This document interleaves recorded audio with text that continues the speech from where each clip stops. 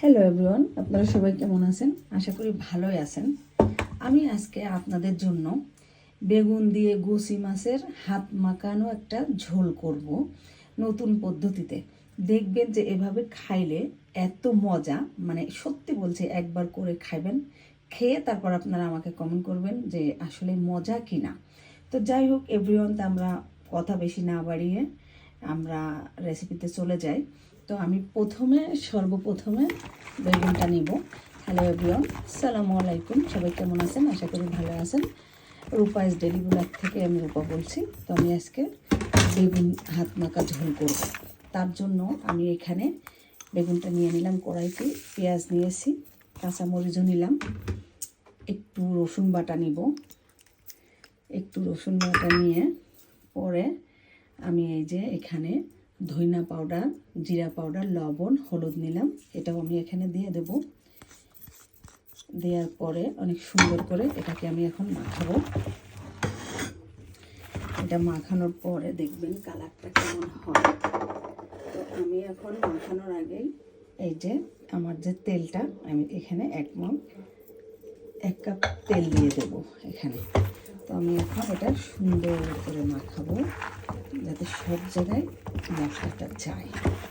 তো আপনারা ঘরে বসে থাকলে নতুন নতুন পদ্ধতিতে রান্না করে খাবেন, কারণ বেগুন জানেন তো, বেগুন কার না পছন্দ। প্রত্যেক মানুষই এই বেগুনটা অনেক পছন্দ। অনেক দিন ধরে প্যারিসে এই বেগুনটা পাওয়া যাচ্ছে না। কয়েকদিন আগে আমি একটা মার্কেটে গিয়েছিলাম, তো ওখান থেকে আমি বেগুনটা নিয়ে আসছি। আর বুটেল মাছ তো সবাই কম বেশি খান, তো বুটেল মাছ তো সবারই পছন্দ কম বেশি। তো আমি অনেক সুন্দর করে এখন মাখিয়ে নিলাম। তো মাখিয়ে নেওয়ার পরে আমি এখানে গরম পানি দিয়ে দেবো। সব কিছু দেওয়ার পরে আমি এখন আমি বাকি যে টমেটো আছে এটা আমি এখন এখানে দিয়ে দেবো। একটা টমেটো নিয়েছি, কারণ বেগুন রান্না করব টমেটো দিব না এটা তো হয় না।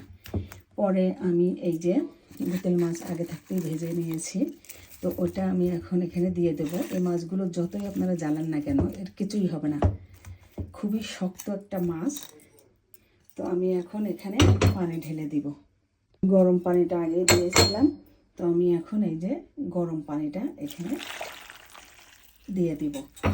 2 কাপ গরম পানি দিয়ে দেব, কারণ বেগুন তো শুকায়ে থাকবে, বেশি একটা ঝোল ঝোল করবো না, মানে নর্মাল যেমন খাই সবাই তেমন। তো এখন আমি এটাকে নাড়াচাড়া না দিয়ে চুলোর পরে দিয়ে দেব। দিয়ে আমি পরে ধনের পাতাটা দিব। চুলোটা জ্বালিয়ে এখন এটা একটু ঢাকনা দিয়ে ঢেকে একটু জ্বালিয়ে নিব। আমি এখন তরকারিটা একটু নেড়ে চেড়ে দেখবো যে আমার তরকারিটা কেমন হলো। দেখুন ঝোল আছে, আর একটু পরে আমি ধনের পাতাটা দিব। দেওয়ার পরে আমি নামিয়ে ফেলবো। তো গাইস এখন আমি ধনিয়া পাতা দিব। তো ধনে পাতাটা আমি একটু বড় বড় করে কাটছি, কারণ আমার ভালো লাগে। তো আপনারা আপনাদের খুশি মতো কেটে দিতে পারেন। আমি একটু বেশি করেই দিছি ধনিয়া পাতা আমার খুব ভালো লাগে। এই যে এটা দিয়ে আমি একটু নাড়াচাড়া করে দিব। দেওয়ার পরে আমি এখন আবার ঢেকে দিব। গাইস ফাইনালি আমার বেগুনের ঝোলটা হয়ে গেছে।